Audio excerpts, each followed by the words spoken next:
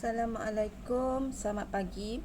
Okey, baik, hari ini kita teruskan dengan melihat perbezaan antara graf terarah dan juga graf tak terarah, dan juga kita akan lihat tentang graf berpemberat.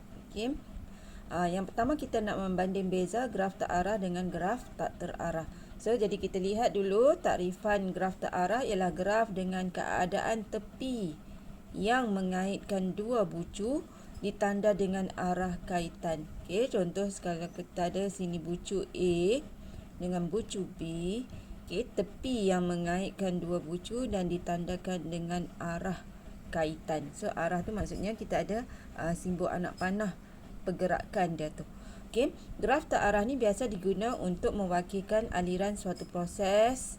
Okey, peta jalan raya, peta penerbangan, litar, elektrik, rangkaian komputer, carta organisasi dan sebagainya.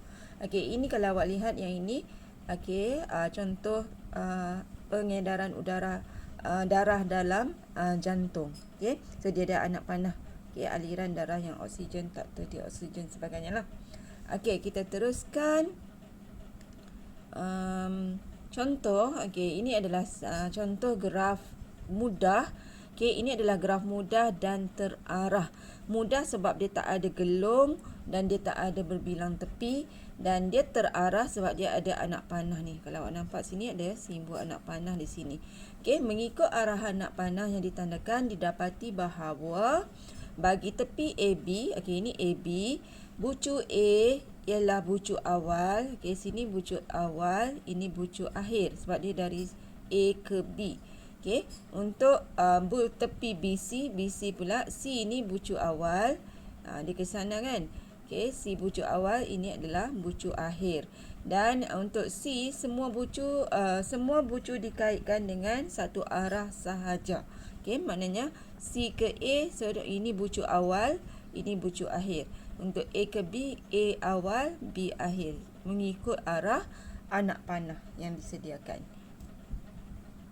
Okey, kita lihat contoh yang kedua. Okey, rajah 2 menunjukkan graf terarah yang mempunyai gelung, okey, dan berbilang tepi mengikut arah anak panah yang ditandakan di bawah. Okey, kita lihat di sini. Okey, ini graf terarah, dia ada anak panah, tapi dia bukan graf mudah lah. Dia bukan graf mudah sebab dia ada gelung dan dia ada berbilang tepi. Okey, so di sini kalau soalan A, okey, penerangan A, E4. So E4 yang ini, okey, dia adalah P ke R. So P ke R, P dahulu baru R. Maksudnya dari ini bucu awal, ni bucu akhir. P ke R, P ialah bucu awal, R ialah bucu akhir. Okey, untuk E5 yang ini, okey, dia dari R ke P. So maksudnya R adalah bucu awal, P adalah bucu akhir. Okey, untuk soalan C, E2 QQ. Kalau kita lihat huruf yang sama, bermaksud dia adalah gelung.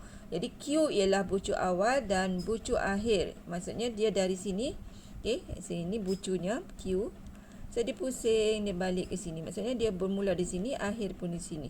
So jadi kerana yang ni E2 merupakan sebuah gelung. Jadi kalau gelung ni maksudnya dia pusing, dia balik ke tempat yang sama. Okey, sini graf tak terarah ialah graf mudah atau graf yang mempunyai gelung dan berbilang tepi yang dilukis tanpa penandaan arah pada tepi yang mengaitkan bucu. Maksudnya graf yang biasalah. Okey, maksudnya dia tak ada simbol anak panah di situ. So ini adalah graf tak terarah. Okey, contoh sini kita ada C. Okey, ataupun dia jenis yang berbilang tepi tapi dia tak ada anak panah dalam ni, so itu dinamakan graf tak terarah. Okey, kita lihat perbezaan antara graf terarah dengan graf tak terarah bagi graf mudah dulu. Okey, ini adalah graf mudah. Okey, graf tak terarah, bucunya kalau yang contoh yang ini bucunya adalah A, B, C, D. Nampak dia tak ada anak panah di sini pada sisi tepi ni.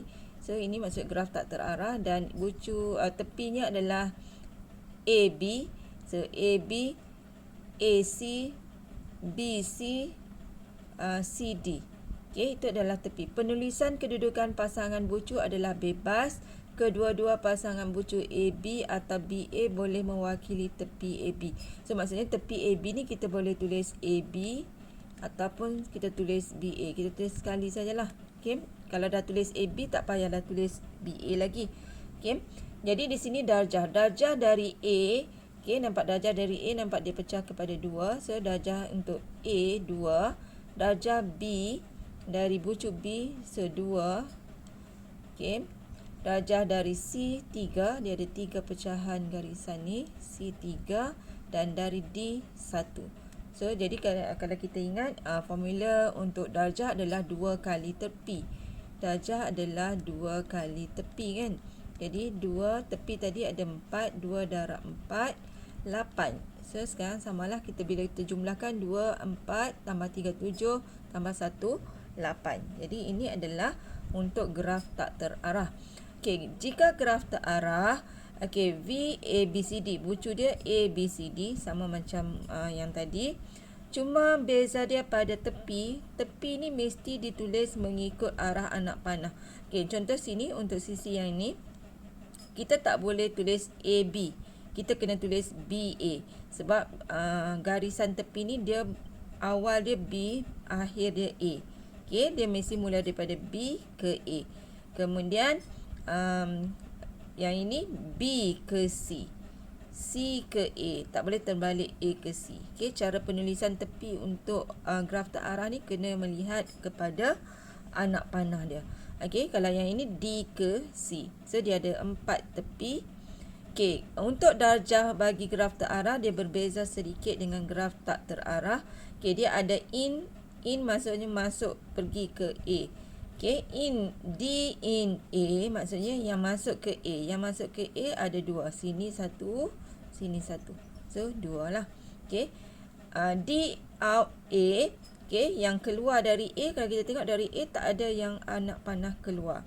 Okey, so jadi nilai dia adalah kosong.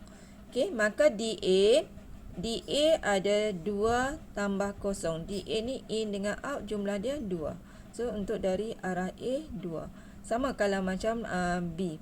Okey, kalau dari B masuk tak ada, D in kosong, D out 2. Okey. Untuk C pun sama, kita kena kira berapa yang masuk dan juga berapa yang keluar. Okey, kita lihat contoh. D in A bermaksud bilangan darjah bagi tepi yang masuk ke bucu A. D out A bermaksud bilangan darjah bagi tepi yang keluar dari bucu A. Kalau kita lihat B, okay, B tadi masuk kosong. Okay, tak ada arah anak panah yang masuk. Yang keluar 2. Okay, DB out 2. So, ini. Okay, C masuk 1, 2. Okay, C masuk 2, out keluar 1. Keluar 1 yang ini. Okay, in D, yang masuk ke D tak ada yang masuk, dia hanya ada keluar 1. So, jadi kita jumlahkan semua, kita dapat 8 lah. Sebab bilangan tepi dia ada 4. Jadi, bilangan darjah adalah 2 kali bilangan tepi. So, jadi kita dapat 2 darab 4, 8. Okay, jadi kita bila jumlahkan perincian ni, so dia dapat 8. Okey, kita teruskan dengan perbezaan graf terarah dan tak terarah bagi graf yang bukan graf mudah yang ada gelung lah. Okey, dia ada gelung dia ataupun dia ada berbilang tepi. So kalau di sini graf tak terarah, okey, bucu dia PQRST, dia ada 5 PQRST, tepi dia PT, PQ, kemudian QR ada 2. So bila ada 2 QR ni maksudnya berbilang tepi, QS, ST dan TT. TT ni maksudnya dia gelung. Okey, so jadi DP 2. P dia ada 2. Dia tak ada in out lah yang ni. Okey, DQ dari Q dia ada 1, 2, 3, 4.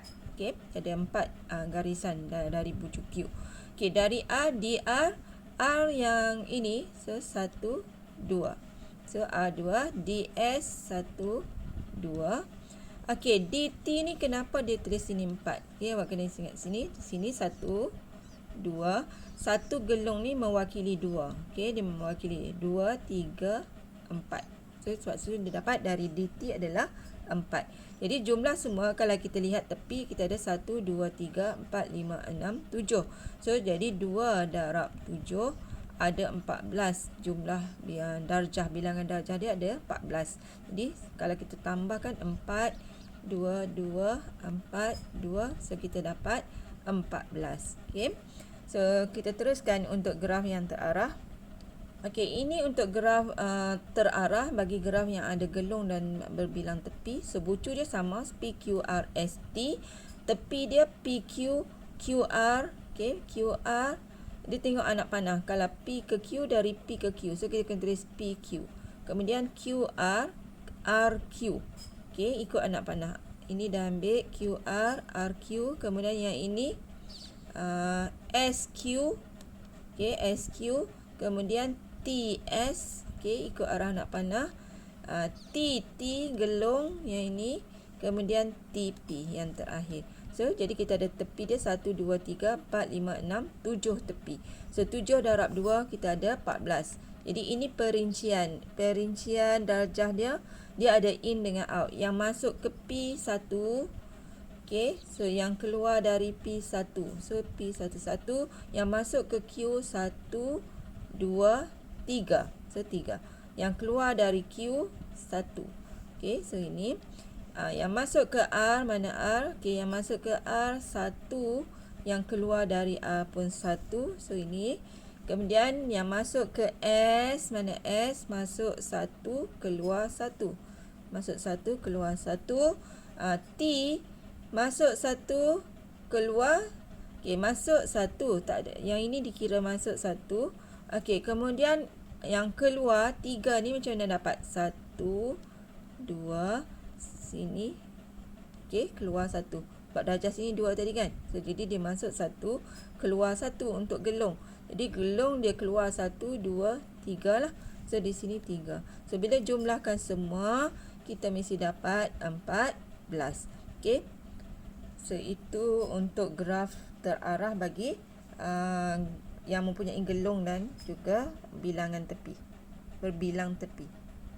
Okey, kita lihat contoh bagaimana kita nak melukis graf terarah mengikut maklumat yang diberi.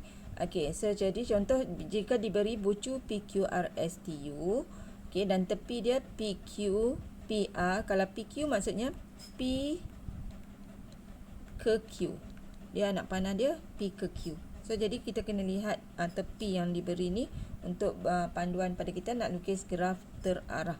Okey, jadi pertama kita lukis bucu dia lah. Okey, kita kena pasti pasangan bucu dia.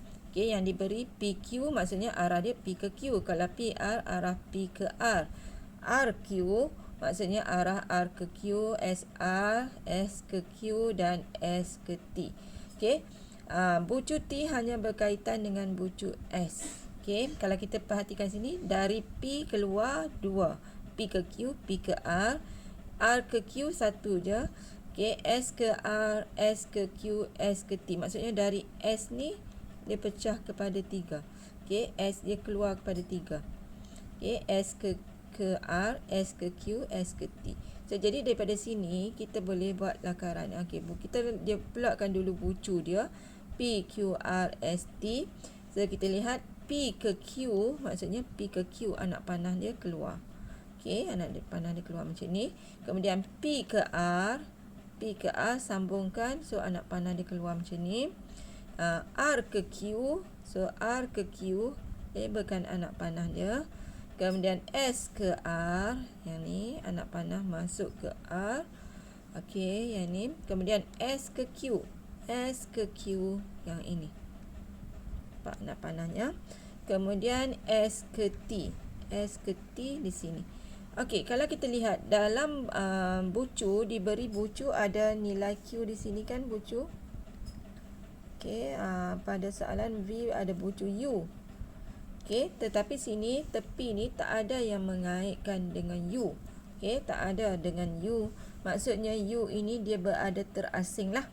Okey, di sini bagi contoh 7A, bucu U wujud dalam set V tetapi tidak dalam set E. Dalam set E ni dia tak ada U. Tapi pada bucu tadi ada U. Jadi di sini maksudnya U ni dia tidak berkait dengan mana-mana bucu yang lain. Yang ni kita panggil dia bucu terpencil. Okey, dia terasing. Dia seorang-seorang dekat sini. So itu maksud bucu terpencil. Dan ini cara kita melukis graf terarah. Okey, seterusnya kita nak lukis bagi graf terarah yang diberi maklumat dia macam ni. Dia bagi graf dia ada satu gelung pada bucu Q dan RS ialah berbilang tepi. So jadi maksudnya kita kena tahu ada berapa bucu. Pada huruf sini dia bagi 4 PQRS, maksudnya dia ada 4 bucu. So P in yang masuk ke P, okey, yang masuk ke P 1, okey, yang keluar dari P pun 1. So kita kena tahu dulu cabang dia berapa. Okey, yang masuk ke Q masuk 3. Anak panah masuk 3 ke Q. Okey, yang keluar dari Q 2. So dari Q keluar 2. So kita kena tahu dia punya arah ni dulu. Okey, R pula masuk 0. Masuk tak ada, dia keluar saja ada 3. Okey, so keluar 3. Kita tahu pecahan dia. Okey, in S masuk 3.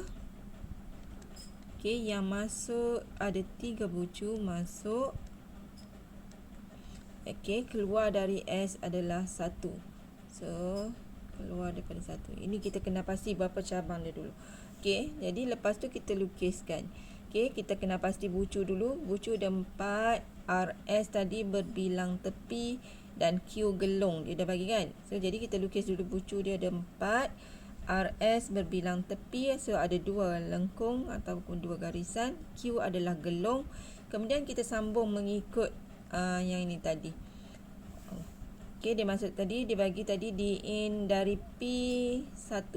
So kita masukkan dari P1. Okey, yang masuk ke P1 keluar dari P mana tadi? Okey, keluar di out P1. Masuk 1, keluar 1. Dari Q masuk ke Q3, 1 2, ni 1. Ni dikira 1 masuk. Kalau Q 1 masuk, 1 keluar. Okey. Okey, kemudian R kosong, R masuk tak ada, dia cuma ada keluar 3, 1 2 3 dan S masuk 3, 1 2 3 keluar 1. So ini adalah graf yang kita dah lukis berdasarkan maklumat ni. Okey, awak boleh rujuk muka surat 137 cara melukis graf terarah. Okey, kita lihat contoh soalan. Okey, lukis graf terarah mengikut maklumat yang diberikan. Okey, macam ni kalau dia bagi V, P, Q, R, S, T, U, V, maksudnya kita ada bucu 1, 2, 3, 4, 5, 6, 7. 7 bucu. Kemudian di sini kita lihat, perhatikan tepi dia PQ, QR, QS, SP, SR, ST, UT. So kita ada tepi yang ini. Kemudian kita akan lukis bucu dulu. Okey, kita lukis bucu dulu. P, Q, R, S, T, U, V. Kemudian kita sambung. Kalau PQ, dia kata lukis graf terarah. Maksudnya P ke Q. Anak panah P ke Q. Okey, P ke Q sambungkan buat anak panah sini. Kemudian Q ke R. So kita sambungkan Q ke R ni.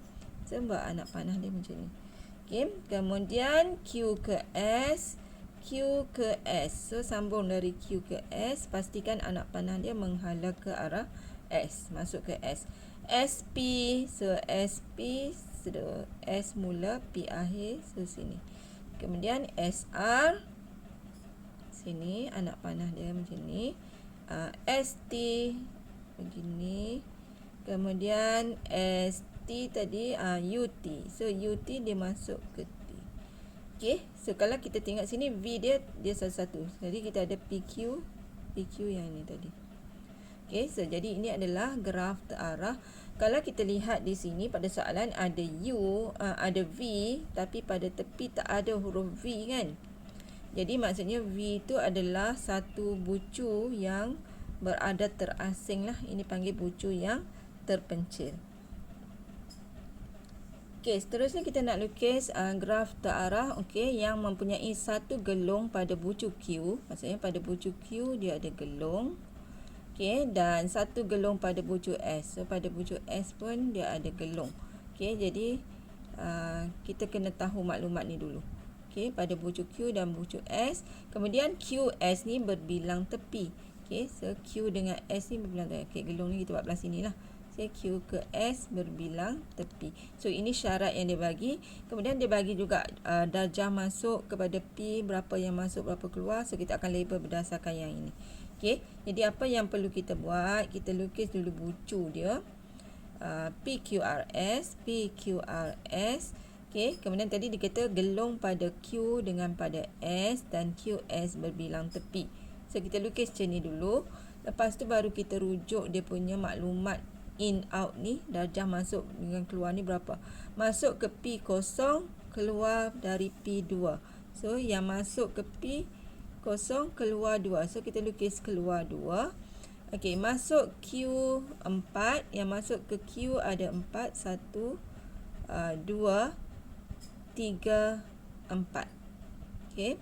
Kemudian yang masuk, yang keluar dari Q 2. So keluar 2, 1. Ni gelung ni dia satu masuk, satu keluar. Setiap gelung tu dia kira satu masuk, satu keluar. Jadi sini dari Q tadi masuk 1, yang masuk ke Q 1, 2, 3, 4. Yang keluar dari Q 1, 2. Sebab di sini maklumat dia bagi tadi DQ out 2. Kemudian untuk yang ni masuk ke R kosong, maksudnya tak ada anak panah masuk ke R, keluar dari R2. Keluar dari R2. So masuk tak ada. So ini keluar 2. Masuk S4. D in S4, masuk 4, keluar 2. So masuk 4 S. So sini satu masuk, 1, 2, 3, 4. 1, 2, 3. Gelung ni dikira satu masuk, satu keluar. So 4. So keluar dari S2. So 1, 2. Gelung ni dikira keluar, satu masuk. So itu cara melukis graf terarah. Itu saja. Nanti kita akan sambung macam mana nak melibatkan graf berpemberat. Sekian. Terima kasih. Assalamualaikum.